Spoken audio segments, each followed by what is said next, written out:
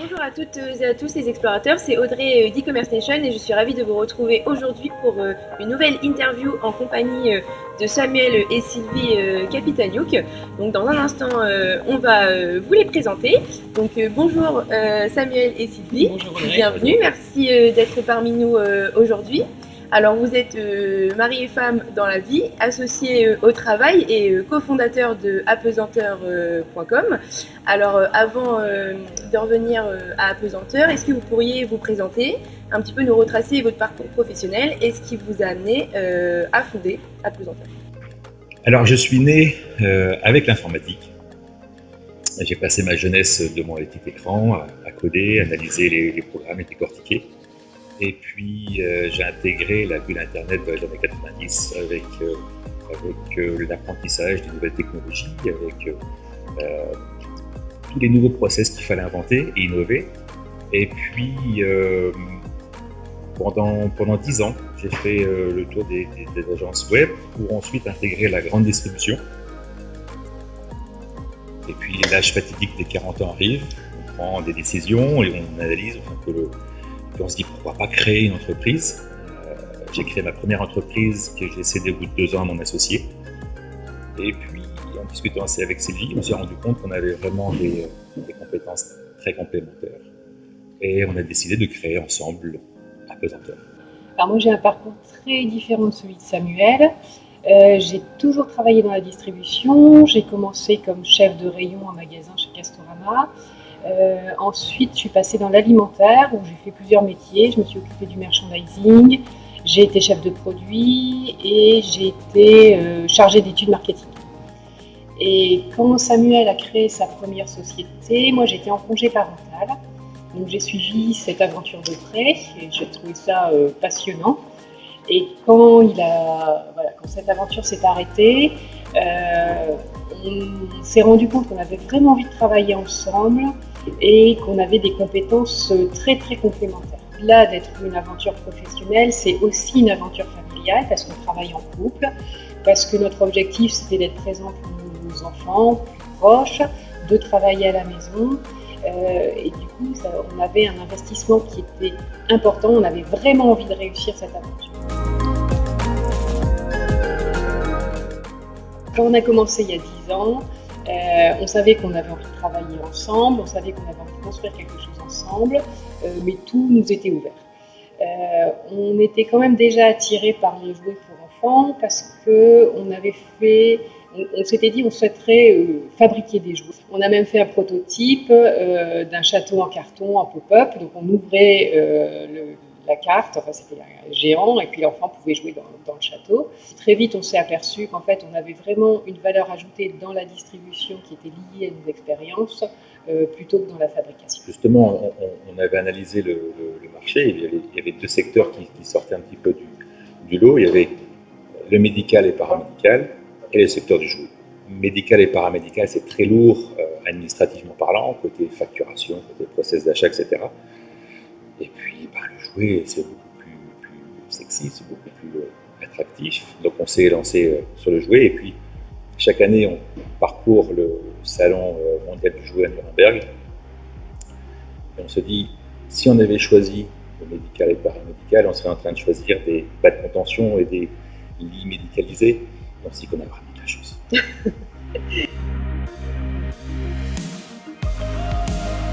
Le concept est basé sur 2 points. On veut une boutique et on veut la puissance d'Internet et la nouveauté d'Internet. Alors, la boutique traditionnelle, c'est d'abord une sélection de jouets. C'est vraiment un choix sur une topologie, une segmentation de jouets. Et puis, c'est des descriptifs très précis pour que le client comprenne bien ce qu'il achète. C'est des photos presque sexy, des photos bien cadrées, et puis un service client à l'écoute, vraiment très proche. Pour la partie modernité d'Internet, c'est un site rapide, c'est un site facile d'accès, c'est des prix très compétitifs, et puis surtout des livraisons très très rapides. En ce qui concerne les valeurs de notre entreprise, on a focalisé sur 2 points. La première chose, c'est le respect de nos clients et de nos fournisseurs. Et puis, le deuxième point, c'est vraiment aller au bout des choses, d'avoir le souci de perfection dans tout ce qu'on fait, tout en prenant énormément de plaisir au quotidien. Je m'occupe de la partie informatique, de la partie site, de la partie création, de la partie évolution, de la partie flux produit, flux logistique, de la partie outils métiers, bref, tout ce qui se voit pas. Mais en fait, Samuel s'occupe de tout ce que je ne sais pas faire et de tout ce que je ne comprends pas. Et moi, je m'occupe de la partie la plus amusante et la plus intéressante. Ça, c'est la sélection des produits, c'est les achats, et puis aussi un peu moins fun, la comptabilité. Alors, apesanteur, c'est cette notion de bulle, de légèreté. C'est un peu la bulle dans laquelle se trouve un enfant quand il est vraiment pris dans son jeu et qu'il est dans un autre monde.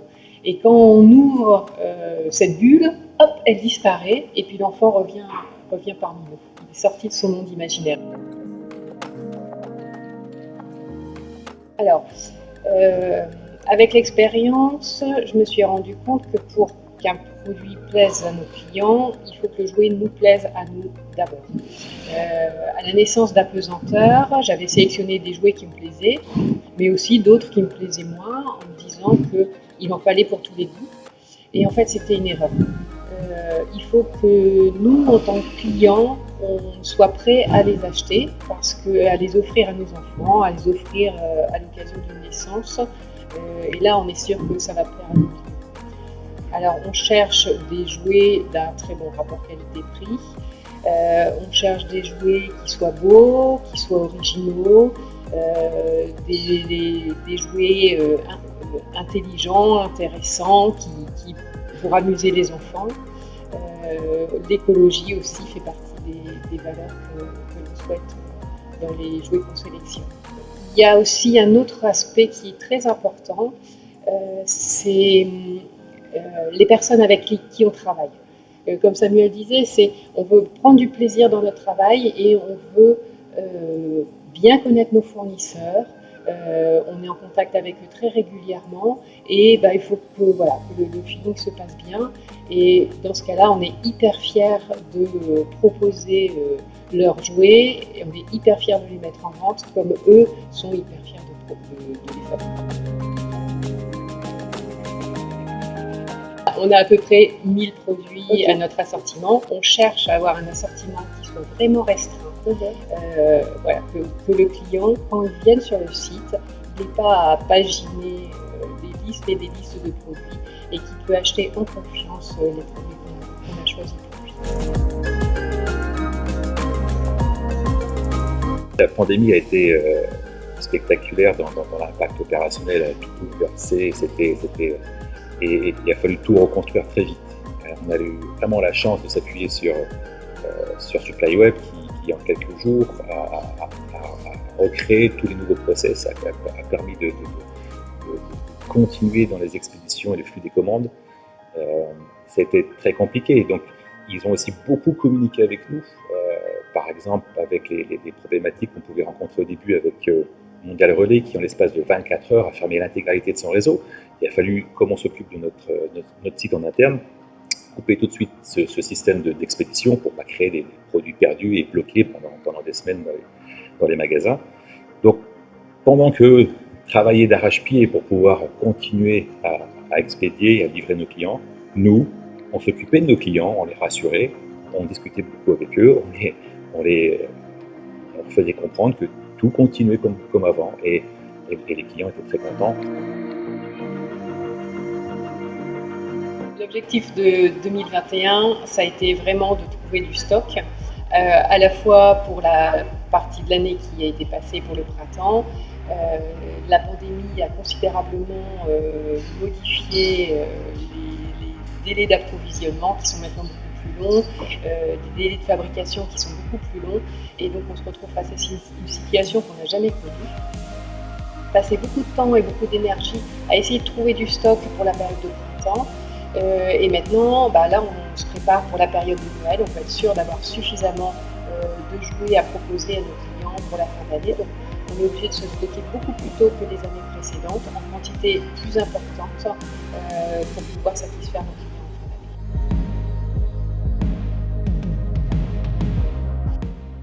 La logistique, c'est vraiment la pierre angulaire de tout site e-commerce. C'est vraiment un point très sensible. Et la première année qu'on a lancé Apesanteur, nous avait conseillé justement d'apprendre ce métier pour pouvoir trouver des solutions à mettre en place. Et c'est ce qu'on a fait pendant la première année. On s'est loué un entrepôt à côté de la maison. Et puis on a acheté des racks, on a acheté des cartons, des bulles, des scotcheuses. Et puis on a commencé à prendre contact avec les transporteurs. Et puis on a commencé à ranger, on a commencé à préparer, à stocker, à faire des petits colis, à imprimer les étiquettes, à remplir les voitures pour pouvoir les déposer dans le relais et les colissimo.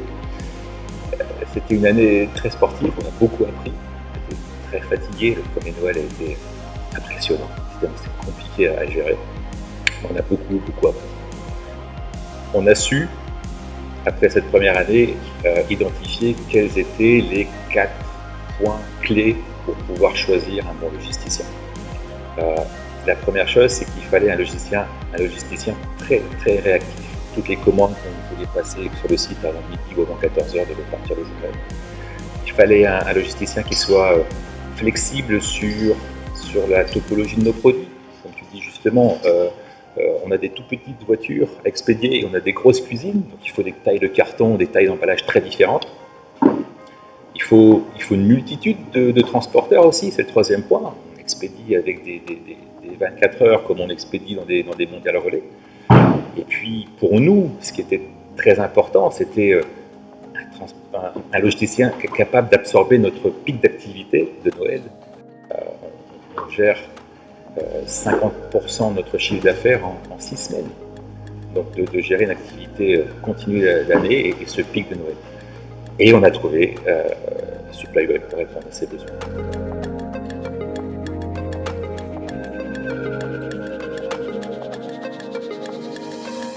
Et donc ces 4 points nous ont permis de trouver SupplyWeb qui répond à perfection à ce qu'on avait besoin. Un autre exemple, on gère, comme tu l'as dit, des gros produits. Ces produits-là ne rentrent pas en stock. Ils sont gérés en ce qu'on appelle en dropshipping. Donc les commandes de nos clients sont envoyées directement à nos fournisseurs expédient directement à nos clients. La pandémie faisant, on s'est dit mais mince, il faut essayer de trouver d'autres moyens pour prendre du stock, c'est ce que disait Sylvie, pour pouvoir l'expédier directement de notre entrepôt, de SupplyWeb. On a parlé en interne et très rapidement, on a été capable de mettre en place un nouveau flux logistique qui prend des très gros produits avec des nouveaux transporteurs pour arriver à nos clients et des nouveaux flux informatiques. Tout ça s'est passé en quelques jours, ça s'est très bien passé. Une fois de plus, on a été agréablement surpris et ça nous a ouvert des perspectives d'évolution fantastiques pour les prochaines années.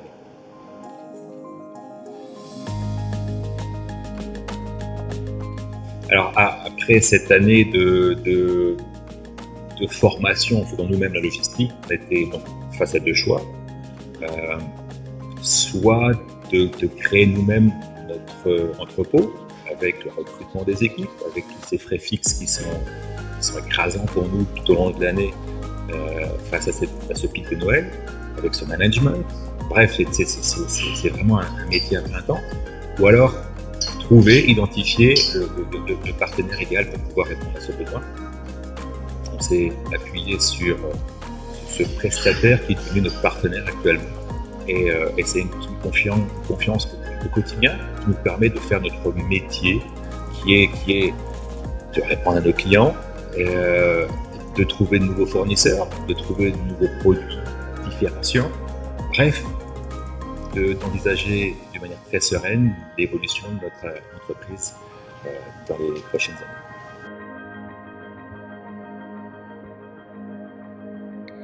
années. C'est fluide une fois de plus. C'est des outils qu'on met en place au début avec SupplyWeb et les commandes à peine passées sur le site sont descendues sur notre site, sont descendues automatiquement sur le système informatique de SupplyWeb, sont intégrés et puis sont partis en préparation ensuite. La préparation se fait, les transporteurs passent, les numéros de suivi sont remontés automatiquement par les flux informatiques, passent par notre site et sont expédiés automatiquement aux clients. On est en relation quotidiennement avec SupplyWeb. tous les produits sont stockés ici et donc si on a une question, on les contacte, ils sont nos yeux, ils peuvent nous donner toutes les informations dont on a besoin et ils sont aussi là pour le suivi des expéditions si on a une question sur un transporteur.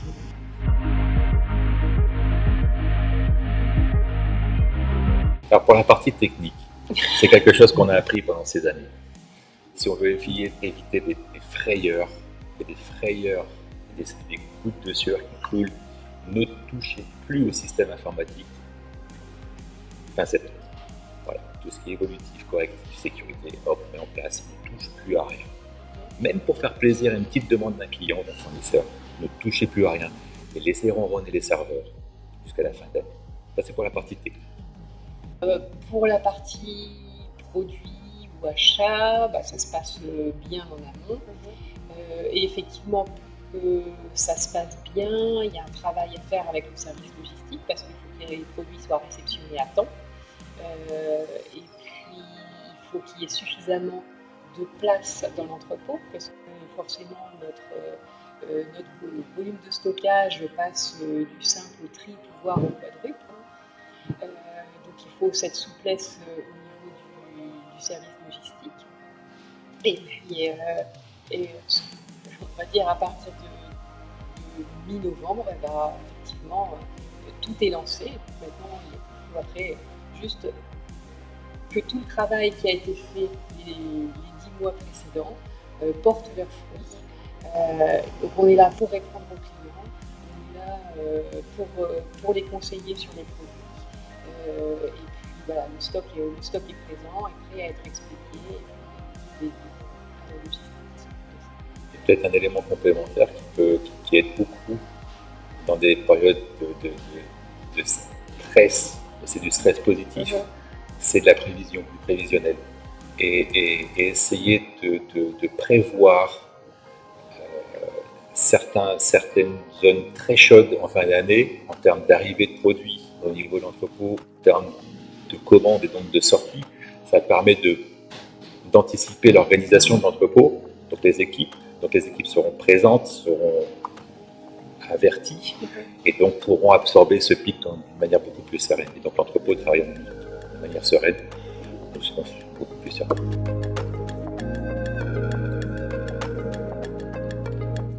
« 2021, on va dire que c'est fait, puisque tous les stocks de jouets ont été achetés. La partie informatique évolutive sera stoppée dans quelques jours. Il faut stabiliser toute la partie internet pour Noël. Donc ça sera le run jusqu'à la fin de l'année. Par contre, ce qui pourra être exaltant, c'est qu'on rentre dans la 10e année d'Apesanteur. Pour fêter, disons, on souhaiterait peut-être créer notre propre ligne de produits estampillés Apesanteur. Bref, on veut surtout garder la ligne de conduite et donner et offrir beaucoup de plaisir, pareil, avec nos partenaires, nos prestataires, passer de bon temps ensemble, vraiment prendre du plaisir dans ce qu'on fait au quotidien. Je vais suivre la conclusion de Samuel, c'est continuer effectivement à satisfaire nos clients, continuer à prendre du plaisir dans notre travail et puis effectivement soit développer des gammes avec des nouveaux fournisseurs et des nouvelles rencontres, des plus gros produits avec plus volumineux avec SupplyWeb, effectivement une gamme de produits, fabriquer nos propres produits, effectivement ça serait un joli projet. Pour Sylvie et Samuel d'avoir participé à cette interview, c'était un plaisir et merci à vous les explorateurs d'avoir regardé. N'hésitez pas à commenter, à nous faire part de vos problématiques en termes d'externalisation de la logistique et on se retrouve très vite pour de nouvelles explorations sur e-commerce Region.